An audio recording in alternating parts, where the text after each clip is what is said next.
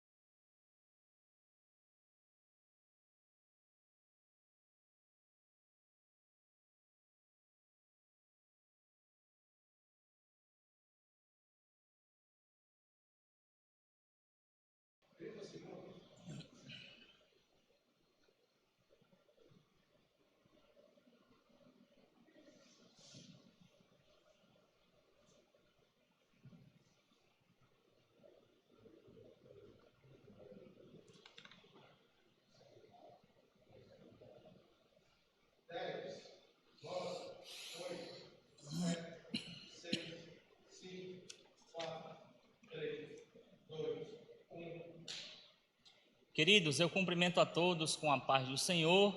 Estamos mais uma vez diretamente da Assembleia de Deus, Manancial Ágape, uma igreja que cuida de você. Estamos juntos mais uma vez para poder aprendermos em mais uma escola bíblica. E hoje nós estamos com a escola bíblica, lição de número 10, que tem por título A Intercessão pelos Efésios. Vamos ler o texto áureo e a verdade prática. Em seguida nós vamos fazer aquela oração pedindo discernimento a Deus. O texto áureo diz o seguinte: por causa disso me ponho de joelhos perante o Pai de nosso Senhor Jesus Cristo, do qual toda a família nos céus e na terra toma o nome. Efésios capítulo 3, verso 14 e 15. A verdade prática diz assim: devemos interceder pelos eleitos, de Cristo, para que eles sejam fortalecidos de poder, vivam em comunhão e exercitem o amor de Deus, certo? Então, aonde você estiver, na tua casa, no teu trabalho, fecha os teus olhos, vamos falar com Deus. Soberano Deus e eterno Pai, mais uma vez nós te rendemos graça e louvor por mais um dia de vida e pedimos mais uma vez pelo teu Santo Espírito sabedoria para podermos aprender mais de ti nesta escola bíblica. Ser com cada um de nós, em nome do Pai, do Filho e do Espírito Santo de Deus. Amém. Queridos, eu quero fazer, como de costume, 2 pedidos a você, certo? Que compartilhe essa aula, compartilhe esse vídeo, evangeliza pessoas através dessa aula, desse vídeo. E segundo, ficou com dúvida? Entra lá no meu privado e sana as tuas dúvidas, tá certo? Mesmo que o assunto não seja concernente à lição, entra lá, deixa a tua pergunta. Assim que eu tiver com tempo eu respondo para você, mas sem resposta você não fica.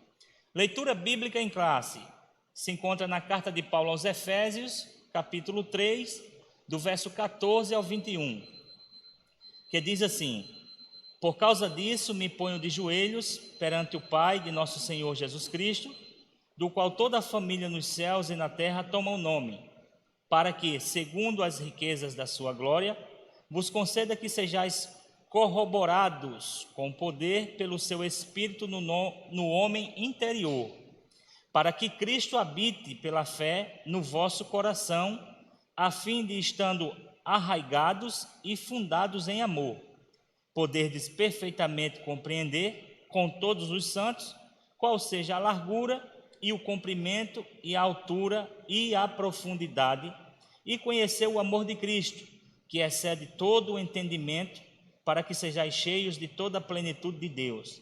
Ora, aquele que é poderoso para fazer tudo, muito mais abundante além daquilo que pedimos ou pensamos, segundo o poder que em nós opera. A esse glória na igreja, por Jesus Cristo, em todas as gerações, para todos sempre. Amém. Louvado seja Deus. O que é que nós vamos aprender hoje? Parece até uma brincadeira, né? Mas o que é que nós vamos aprender hoje? Olha, Jesus, através do apóstolo Paulo, vai nos ensinar a orar, né? Vai nos ensinar que devemos interceder. Nós vamos aprender que devemos apresentar as nossas petições a Deus e interceder pelo próximo, né? Nós vamos aprender também e ver na prática que foi Cristo quem nos ensinou, né? Para que eu e você colocasse isso em prática, exercitasse, né? Vamos ver também que aquele que clama a Deus, né? Deus não deixa ele sem resposta, e que Deus escuta as orações segundo a sua vontade. Vamos para a nossa introdução. Diz assim: após revelar o mistério oculto e todas as suas dádivas, o apóstolo Paulo passa a orar em favor da igreja de Cristo. Na intercessão paulina, aprendemos que Deus pode fazer tudo além do que pedimos ou pensamos, segundo, né, Ele, o único que é digno em ser glorificado. Refletir sobre a oração intercessora do apóstolo é o tema dessa lição, certo? Então, nós vamos aprender algumas coisas bastante interessantes aqui. Tópico 1 diz o seguinte: corroborados com o poder do Espírito. E veja que o Espírito está com E maiúsculo, Espírito Santo, certo? As riquezas da sua glória. Paulo apresenta sua oração confiado nas riquezas de sua glória, não é? A Deus, né? O apóstolo já havia declarado que Deus é o Pai da glória, cheio de abundantes riquezas de sua graça, não é? O que significa que ele é o possuidor de todas as glórias e dispenseiro de ricas e ilimitadas bênçãos. Em razão disso, Paulo pede para que a igreja seja fortalecida com poder, que seja habitada por Cristo, que compreenda o amor divino e tenha pleno desenvolvimento espiritual. Então preste atenção. Na verdade, o título da nossa lição diz assim: a intercessão pelos Efésios, certo? O que é intercessão? Intercessão é um pedido em favor de alguém, ou seja, é uma ação, é uma solicitação, é uma intervenção ou mediação. É algo que você faz em favor do próximo. Uma intercessão é uma oração que você, com a sua ação, com a sua atitude, faz em favor do próximo. Então, Paulo está aqui fazendo essa intercessão pelos Efésios, ou pela igreja que estava em Éfeso, com um objetivo: para que eles fossem cheios do poder do Espírito Santo, né, para que eles tivessem ainda mais comunhão e que compreendesse, né, a imensidão do amor divino. E aí ele vai usar alguns termos aqui, mas por que Paulo está orando? Paulo está orando, intercedendo pelos Efésios, porque, como diz na própria carta, no capítulo 3, verso 20, não é? Diz assim: ora, aquele que é poderoso para fazer infinitamente mais do que tudo aquilo que pedimos ou pensamos, conforme o seu poder que em nós opera. Ou seja, por que Paulo está intercedendo? Porque Paulo tem a convicção que Deus é poderoso para fazer muito mais além do que pedimos ou pensamos, não é? Você não tem apresentado, vamos aprender algo aqui? Você não tem apresentado as tuas orações a Deus, né? Você não tem pedido a realização de alguns sonhos na sua vida, de alguns projetos? Deixa eu dizer uma coisa, a Bíblia diz que Deus é poderoso para fazer muito mais além do que isso que você está pedindo. Você crê? Então, preste atenção, essa intercessão que Paulo está fazendo, aí ele vai usar alguns termos aqui, na leitura bíblica, ele diz que pede para que os crentes que estão em Éfeso sejam corroborados com o poder do Espírito, corroborados. E esse termo corroborado, essa palavra, o significado dela é confirmado, aprovado, certo? Mas o sinônimo de corroborado, o sinônimo é fortificado, fortalecido. Então, quando Paulo, na sua oração de intercessão pelos Efésios, está pedindo para eles ser corroborados com o poder do Espírito, está pedindo para que os Efésios sejam fortalecidos pelo Espírito Santo de Deus. E aí, ele usa outro termo, né? No versículo 17, ele diz assim, estando arraigados e fundados em amor. O significado de arraigados é que lançou raízes ou enraizados, certo? Mas o sinônimo é mais profundo, porque o sinônimo de arraigado é estabelecido, ou seja, inabalável. Então, na oração intercessória de Paulo, ele pede para que os crentes que estão em Éfeso sejam, não é, corroborados, né, fortalecidos, mas também arraigados, ou seja, para que eles se tornem inabaláveis no poder do Espírito Santo de Deus, tá certo? Então, Paulo vem trazendo aí essas duas principais características, né, e objetivos da sua oração pela igreja que estava em Éfeso, para que eles tivessem um pleno desenvolvimento espiritual. Porque preste atenção numa coisa, não adianta ser só igreja, não adianta só estar na igreja, tem que haver um desenvolvimento espiritual, não é? Porque o crente que não se desenvolve espiritualmente, ele é um crente considerado, como a Bíblia chama, um crente menino. Então, toda conversa, toda doutrina e toda heresia consegue laçar essa pessoa. Então, na verdade, a oração de Paulo, intercessória, está pedindo para que os crentes sejam fortificados, fortalecidos e se tornem inabaláveis, não é? E tenham um crescimento, um desenvolvimento espiritual. Subtópico 2, diz assim, fortalecidos com poder. O primeiro pedido do apóstolo é para que a igreja seja corroborada, certo? Fortificada, fortalecida, com poder pelo seu espírito no homem interior, tá? Olha que pedido interessante. Paulo pede para que seja fortalecido não a aparência, mas o homem interior, que está lá dentro, né? Que só Deus conhece. Porque não adianta eu mudar por fora e não mudar por dentro. E hoje em dia nós estamos vivendo os últimos dias aqui na Terra, em que a mídia está explícita que se dá mais valor hoje à casca do que o fruto, não é? Hoje em dia vale mais quem tem do que o caráter, não é? Isso é chamado na Bíblia de inversão de valores, certo? Mas aí Paulo vem corrigindo tudo isso, certo? Essa petição não quer dizer que a igreja em Éfeso não tivesse o Espírito de Deus, certo? Mas que ela fosse continuamente revigorada com poder e, consequentemente, em seu fortalecimento diário, certo? Você pode dizer assim, mas pastor, eu não tenho o Espírito Santo de Deus, não? Calma, você tem o Espírito Santo de Deus, mas a oração que Paulo está fazendo para os crentes em Éfeso é para que eles tenham essa comunhão, esse fortalecimento, esse crescimento espiritual continuamente, ou seja, dia após dia, certo? E aí ele deu uma referência aqui, 1 Coríntios 16, 3. 1 Coríntios 16, 13, diz assim, ó, vigiai, estais firme na fé, portai-vos varonilmente e fortalecei-vos. Ou seja, Paulo está aí, né, pedindo para que o crente, a igreja que está dispersa, ou seja, toma atitude, toma postura, vigia, está entendendo? Então, ainda enfatiza que a única força que habilita o crente, olha só, a única força que habilita o crente a se manter firme advém do Espírito Santo. Olha que interessante. Então, o que é que nós aprendemos aqui? Que a igreja por si só, ela não é nada.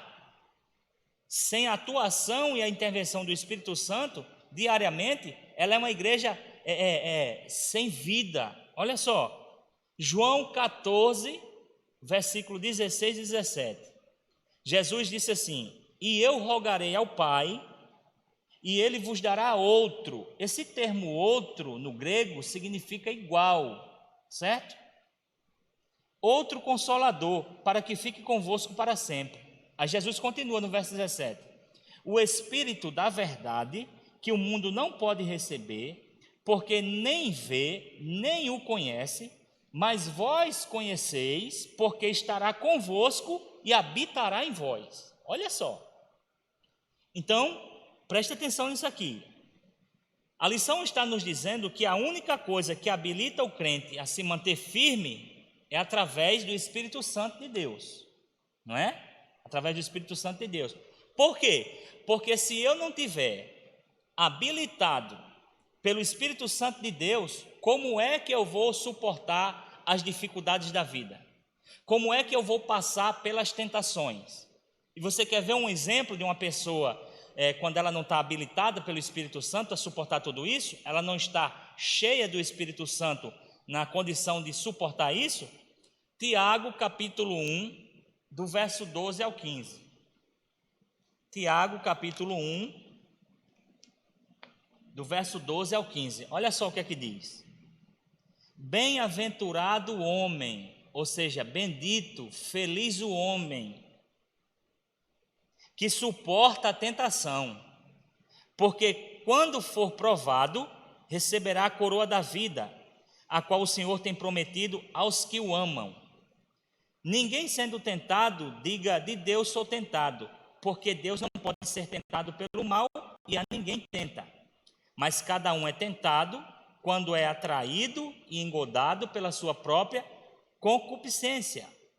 Depois, havendo a concupiscência concebido, dá à luz o pecado.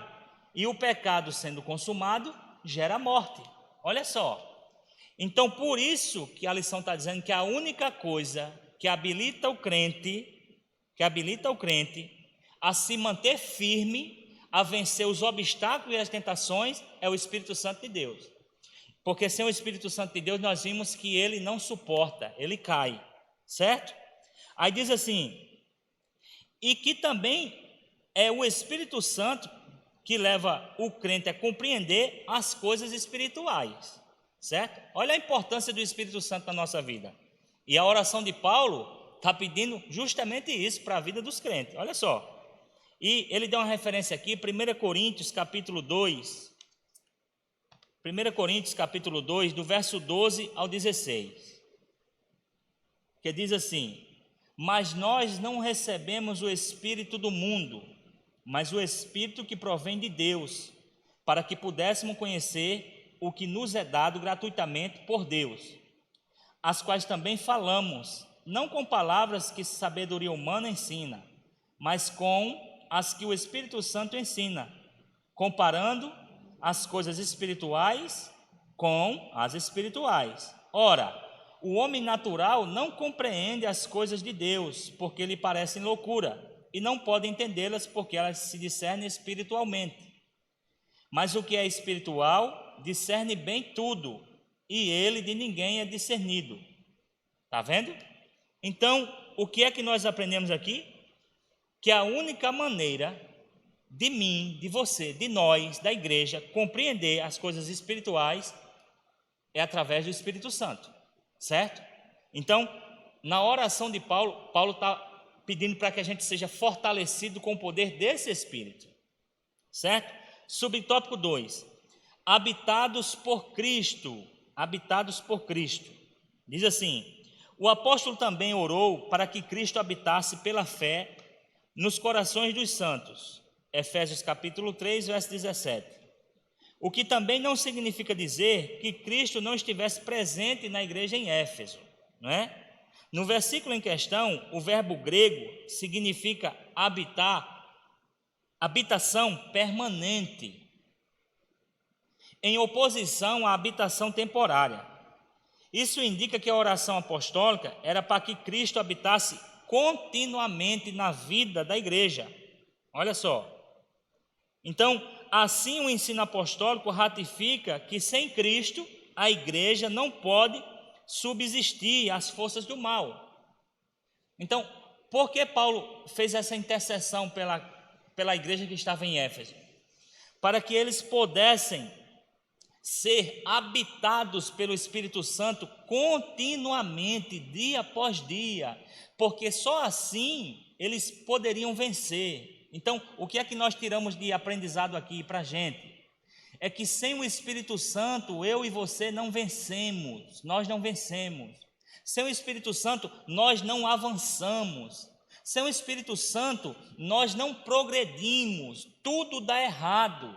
Por quê? Porque sem o Espírito Santo a igreja não pode subsistir. E quem falou isso foi Jesus. Em Mateus capítulo 16, verso 18, Jesus disse assim: tu és Pedro, e sobre esta pedra edificarei a minha igreja, e as portas do inferno não prevalecerão contra ela. Mas as portas do inferno só não prevalecem se a igreja estiver habitada pelo Espírito Santo, e isso tem que ser dia após dia, porque senão você hoje está forte, amanhã você não suporta, depois de amanhã você suporta, depois de amanhã você cai. Então a oração de Paulo e a intercessão dele foi para que essa habitação do Espírito Santo fosse dia após dia na igreja que estava em Éfeso. Tópico 2: arraigados e fundados em amor. Nós já vimos que esse termo arraigados é estabelecidos, inabaláveis, né? Então, inabaláveis, não? Estabelecidos e fundados em amor. Amor, a virtude cristã. Nas Escrituras, o amor é atributo divino. Aquele que não ama não conhece a Deus, porque Deus é amor. 1 João, capítulo 4, verso 8. Foi por amor que Cristo se entregou para o resgate da humanidade. O amor é o resumo da lei e dos profetas, o sinal dos discípulos de Cristo, a prova de filiação com Deus e deve ser expresso por meio de atitudes concretas. Olha só. 1 João, capítulo 3, verso 17. O amor, ele deve ser expresso com atitudes concretas. 1 João, capítulo 3, verso 16 e 17. Diz assim: conhecemos o amor nisto, que ele deu a sua vida por nós, e nós devemos dar a vida pelos irmãos. Quem, pois, tiver bens no mundo, e, vendo seu irmão necessitado, lhe cerrar as suas entranhas, né? Como estará nele o amor de Deus? Ou seja, que amor é esse? Que quando eu vejo o meu irmão necessitado, eu não consigo estender a mão. Vamos aprender algumas coisas aqui, não é? O que é que nós aprendemos aqui? Que aquele que está necessitado, não é? Precisa que eu e você estenda a mão. Olha só. E muitas das vezes, pessoas estão padecendo em meio à multidão. Então, veja que o amor é uma virtude cristã, porque aquele que não ama não conhece a Deus. Olha, isso é muito sério, isso aqui. Isso aqui é muito sério e muito profundo. Aquele que não ama não conhece a Deus. Olha só, eu posso estar na igreja, eu posso fazer parte do conjunto, eu posso ser pastor, eu posso ser professor de escola bíblica, eu posso ser professor de discipulado, eu posso ser dirigente das senhoras, mas se eu não amo, eu não conheço a Deus. Eu sou apenas um religioso. Está vendo? Então, que amor é esse? Olha só, agora eu vou apertar. Que amor é esse? Que quando chega o culto de ceia, esquece o alimento para ajudar o nosso irmão. Que amor é esse? Então, devemos exercitar. Está vendo por que Paulo intercedeu pelos crentes em Éfeso? Para que esse amor, né, estivesse presente dia a dia na igreja. Não adianta eu lembrar de trazer o alimento para meu irmão hoje e passar 2, 3 meses sem trazer, esquecer. Que amor é esse? Olha só, é porque o tempo não dá, certo? Senão a gente ia aprender muita coisa aqui. Mas olha só, o amor é a maior de todas as virtudes e o princípio que norteia o fruto do Espírito, né? Você sabe que é um fruto com 9 qualidades, 9 virtudes. E uma das virtudes, das qualidades, é amor, né? Por isso que Paulo, em 1 Coríntios, capítulo 13, verso 13, ele disse assim, ó: agora, pois, permanecem a fé, a esperança e o amor, estes 3, mas o amor é o maior de todos. Olha só, o amor é o maior que todos. Então, se eu não consigo expressar esse amor com atitude, né? Porque caridade, o que significa caridade? Caridade é amor, né? A gente vê muitas instituições religiosas que praticam a caridade. Por quê? Caridade é amor em ação, não é? Então, se eu não consigo expressar esse amor em atitude, em ação, esse amor não vale de nada. Esse amor, na verdade, nem me alcançou. A verdade é essa. Subtópico 2. Arraigados e fundados em amor. Após rogar ao Pai pelo poder do Espírito e habitação de Cristo, o apóstolo clama para que a igreja possa também compreender e praticar o amor. Efésios capítulo 3, versos 16 e 17. A expressão arraigados e fundados em amor significa estabelecidos, né? Estabelecidos e fundados em amor. Então, assim, ele compara os santos como uma planta, não é? Como uma planta bem enraizada ou como uma casa edificada sobre uma rocha. E lembra que Jesus falou disso? Que o homem prudente que ouve as minhas palavras e pratica é como um homem que edificou a sua casa sobre a rocha. Pois bem, se a virtude cristã, o amor é uma virtude cristã, então eu tenho que praticar essa virtude, esse amor. É a caridade, é o amor em ação. Se eu não pratico, então eu estou construindo a minha casa sobre a areia. Quando vier os ventos, as tempestades e os terremotos, ela vai ser demolida. Mas se eu exercitar e firmar a minha casa sobre a rocha, exercitando e praticando o amor, pode vir vento, pode vir tempestade, pode vir terremoto e nada vai me abalar. Você está entendendo? Por causa disso, o apóstolo insiste pela total compreensão de qual seja a largura, o comprimento, a altura e a profundidade do amor divino. Paulo estava orando e pedindo para que os crentes tivessem assim a dimensão que o amor de Deus, ele varia, ele vai em todas as vertentes, ele vai em todas as direções, ele consegue preencher tudo. E Paulo está intercedendo para que a igreja compreendesse isso, não é? Por causa disso, o apóstolo insiste pela total compreensão. Olha aí, ó. Indica que sem o amor, a vida cristã não tem sustentação alguma. Olha só, você lembra dos escribas e fariseus? Eles até mascaravam ali, né? Maquiavam que eram pessoas amorosas, mas na verdade não eram. Então não adianta. Olha só, o uso dessas expressões aponta para a vastidão do amor de Cristo, né? Largura, altura, profundidade. Isso aqui aponta tudo para a vastidão do amor de Cristo. E indica que a lógica humana não pode mensurar o amor de Deus. Não tem como a lógica humana explicar. Então, vamos usar o termo mais certo. O amor de Deus, se não tem como eu compreender, não tem como eu me expressar. Logo, é indizível. Não tem como explicar o amor de Deus, certo? Agora vamos ver a intensidade desse amor. A intensidade do amor de Cristo consiste de que somente o Espírito pode fazer entender e experimentar a grandeza do amor de Deus. Então, Paulo, na sua oração, pede para que os crentes conheçam a intensidade do amor de Cristo. A ênfase recai em que Cristo nos amou e ainda nos ama, e que por isso devemos amar uns aos outros. Olha só, devemos amar uns aos outros. 1 João capítulo 4, versículo 10 e 11, olha o que é que diz. Nisto está o amor, não em que nós tenhamos amado a Deus, mas que Ele nos amou a nós, e enviou seu Filho para a propiciação pelos nossos pecados.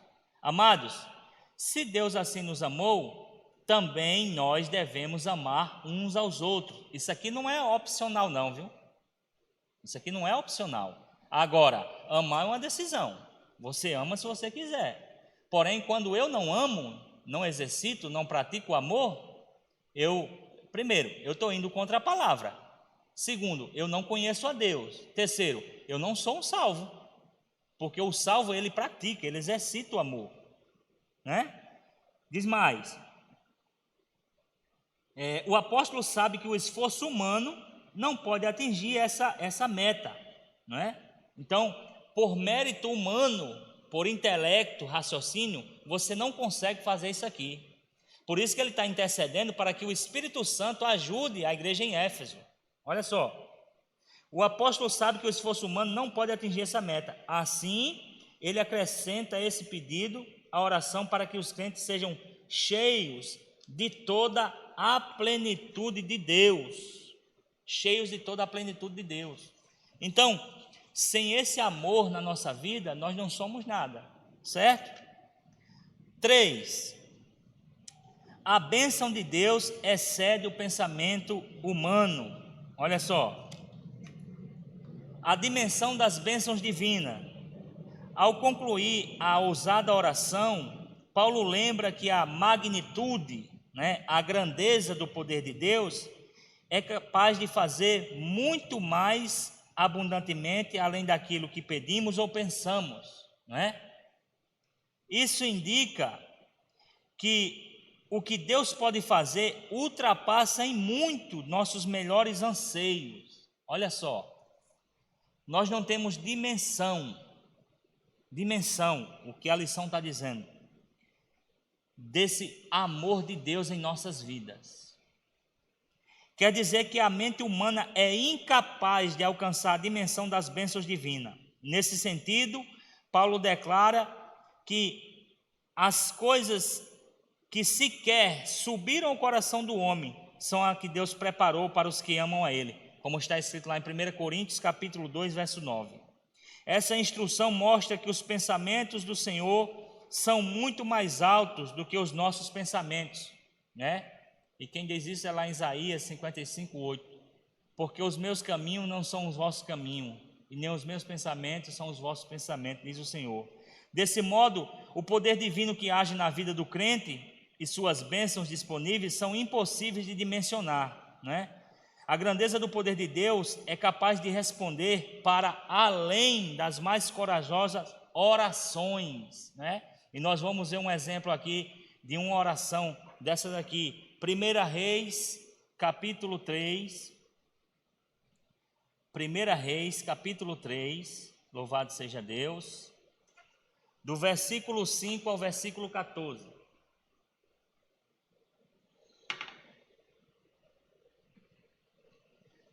Primeira Reis, capítulo 3, do versículo 5 ao versículo 14. Olha só.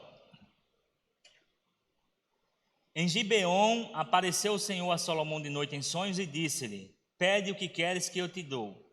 E disse Salomão: De grande beneficência usaste tu com teu servo Davi, meu pai, como também ele andou contigo em verdade e em justiça, e em retidão de coração perante a tua face.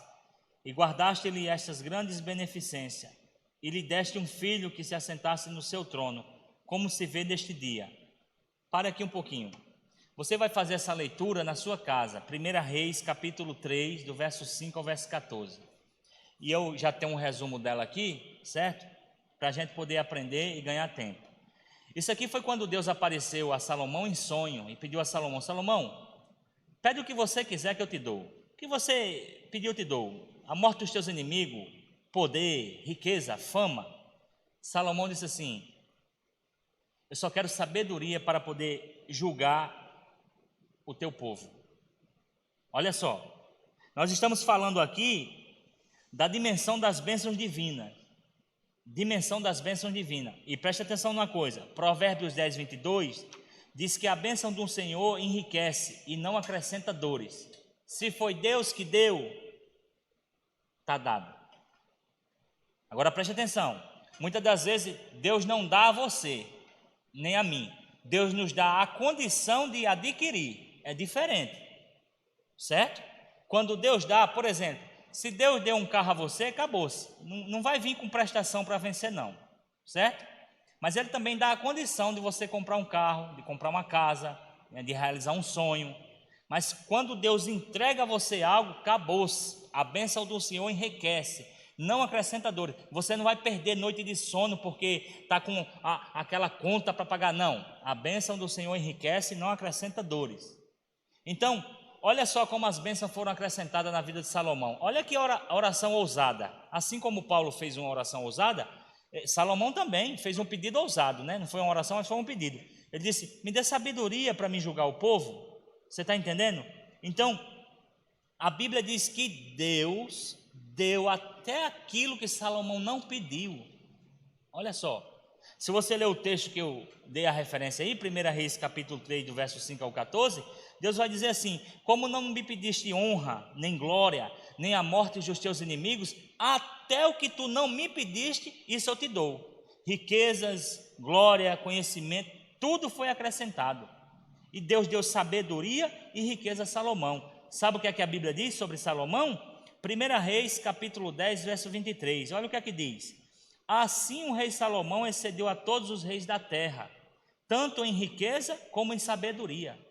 2 Crônicas, capítulo 1, verso 12. Olha o que é que diz. Sabedoria e conhecimento te são dadas, e te darei riquezas, bens e honra, quais não teve nenhum rei antes de ti, e nem depois de ti haverá. Então, olha a Bíblia comprovando que até o que Salomão não pediu, Deus acrescentou. Então, o que é que nós aprendemos aqui? Nós aprendemos que devemos interceder mais pelos outros. A oração intercessória é aquela oração que você faz em favor de alguém, não é? Mas nós aprendemos também que na oração intercessória, nós devemos ser ousados, não é? Mas devemos aprender o seguinte, peça só o suficiente. Peça só o necessário, sabe por quê? Porque até o que você não precisa, Deus vai acrescentar.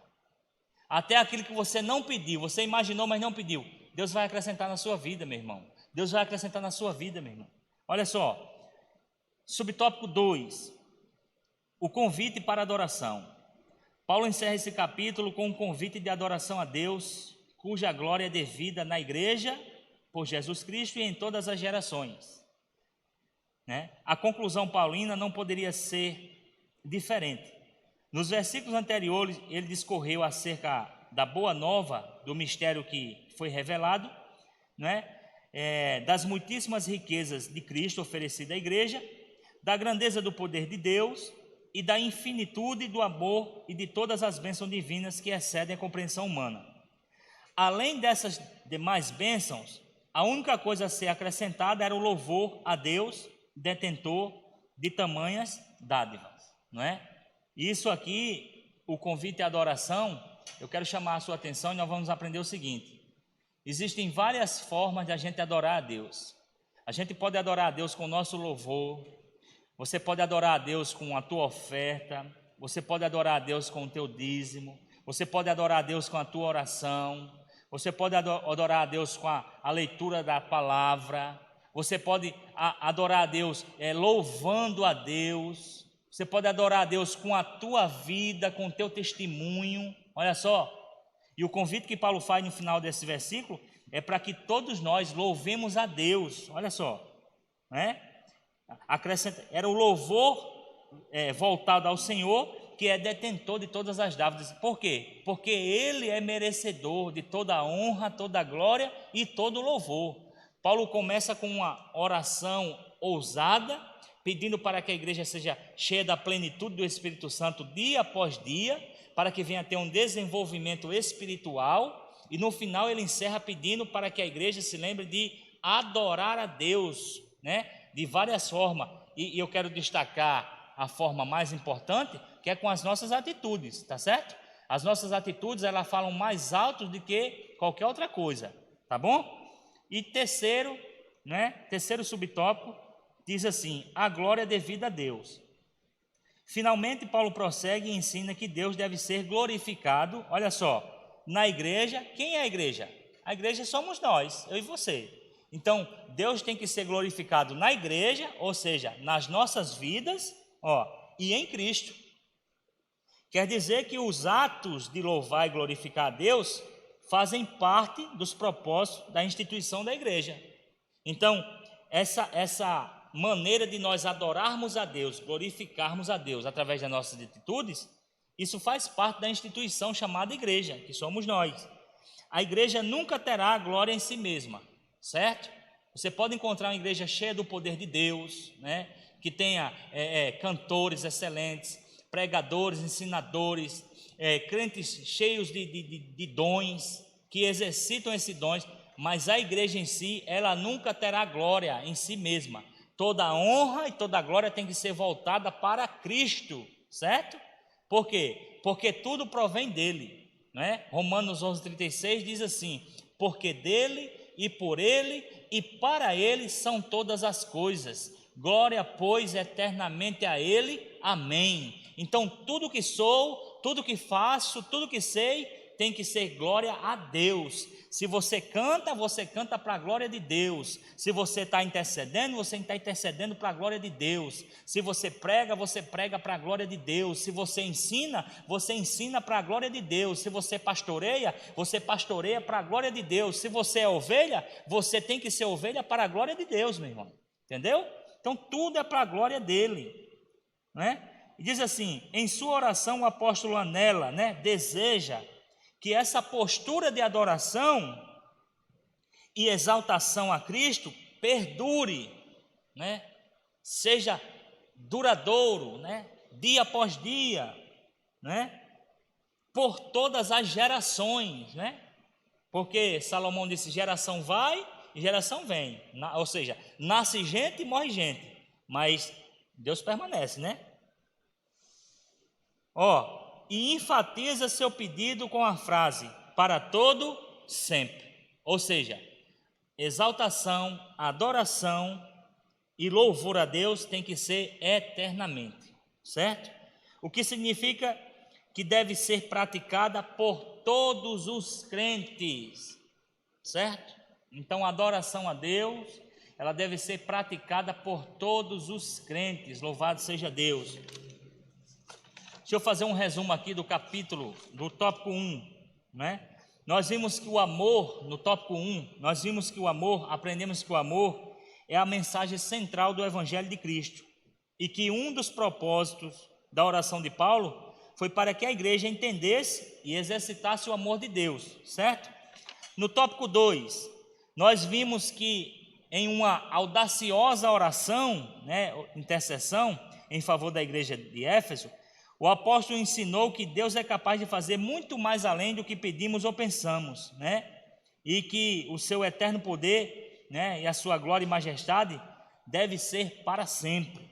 No tópico 3, nós aprendemos que a dimensão das bênçãos divinas e o convite à adoração a Deus, né? E que toda a honra e toda a glória tem que ser voltada para Ele. A conclusão geral diz o seguinte: a ousada intercessão de Paulo anela o fortalecimento da igreja. O apóstolo tinha ciência de que o perseverar do cristão dependia de 4 princípios basilares, os quais ele pediu a Deus em oração. Primeiro, fortalecimento de poder, presença plena de Cristo, o intenso exercício do amor de Deus e o contínuo crescimento espiritual, até encontrar a perfeição. Durante esse processo, o povo de Deus deve glorificá-lo em todo tempo. E aqui eu fecho com o nosso momento, com a nossa atualidade, com a nossa realidade. Todos sabem do que o mundo está passando, mas olha só, durante todo o processo, ou em todo o processo, o povo de Deus deve glorificá-lo, porque ele é merecedor de toda a honra, toda a glória e todo louvor. Que Deus abençoe a sua casa, que Deus abençoe a sua família, que Deus abençoe a sua vida, em nome de Jesus. Até a próxima aula. Amém.